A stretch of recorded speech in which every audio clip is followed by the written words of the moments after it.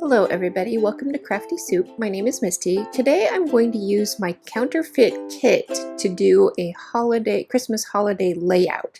Now my Counterfeit Kit was built based on a rainbow of colors, kind of in the spring and summer vibe, but because these zoo lights, and there you can see some of those more pastel colors, but because these zoo light photos were very colorful, I thought this kit would work great.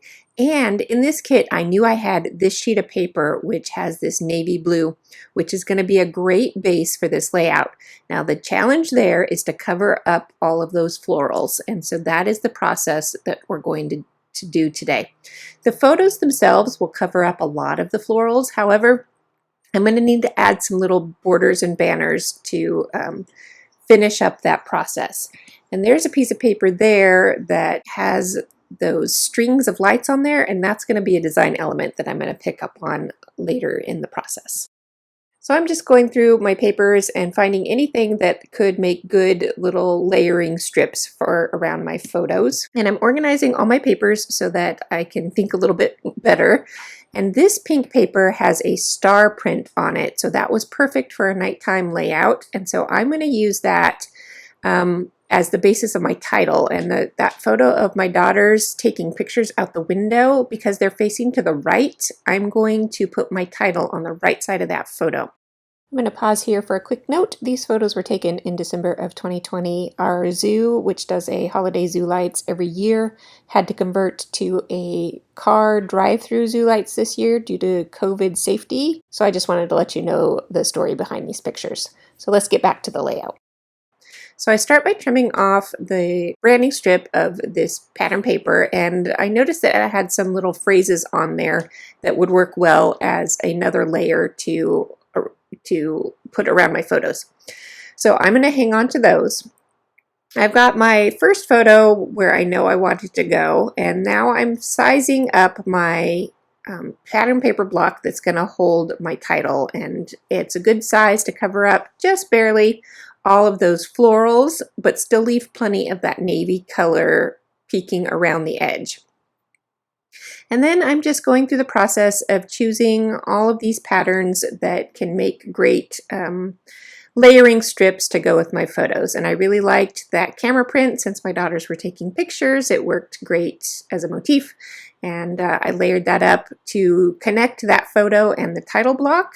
And I'm just picking out other little pieces. This piece I had here was left over from the layout I did earlier this week. So if you want to go check out that project, I can leave you links so you can go see that one too. So I'm just choosing little pops of color to go around these photos to help accentuate the color that's going on in the photos.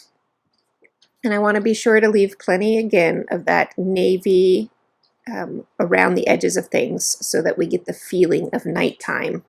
And so I get to these two small photos down here on the bottom, and I do give myself a little bit of a measurement about how big those should be.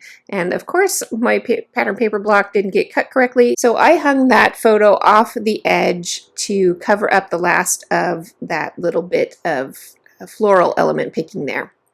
I did cut out a little bit of a scallop. I had chosen a piece of pattern paper in a darker green to kind of go with the Christmas theme, but I decided I liked this little scallop piece better. This greenish piece here has some arrow shapes to it, so I'm going to accentuate those by trimming some of the arrows off.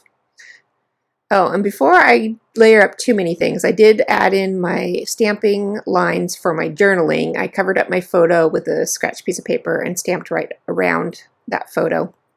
And here I am layering up another camera on top of the scratch photo paper that was cut apart from my small photos. And because I have elements at the top of the layout, I want to be sure to bring those elements down to the bottom of the layout for continuity.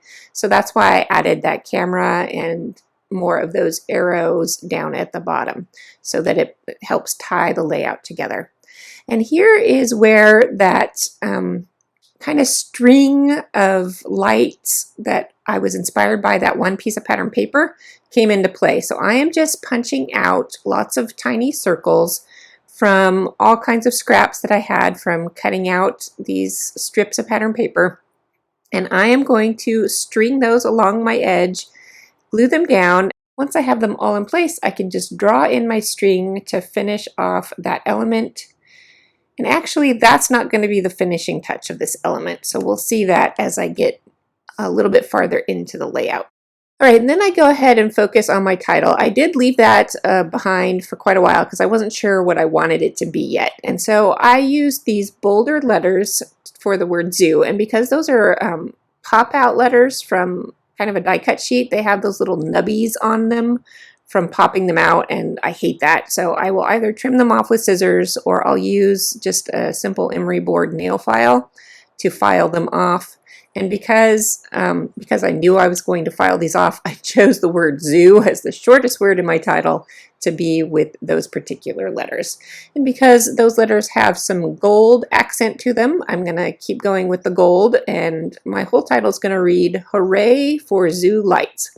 And I did have several sets of alphabets in this kit, and I did debate whether I wanted to use the white title or the black title. But because there's some black in those camera elements, and because the layout is trying to go for a darker feeling, I did decide to go with the black, and it was just a choice that I made.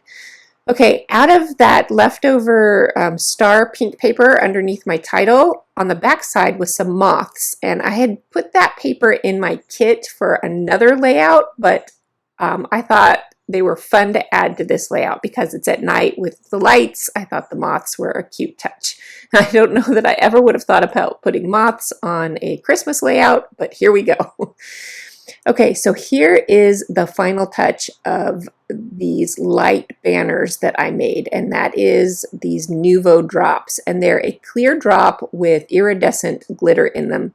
And I was going to use these enamel dots that I had in my kit, but because I didn't have that many, that gave me the idea to pull out my stickles and go ahead and add that shine and sparkle to these dots without having to use up all the dots in my kit. Just DIY them.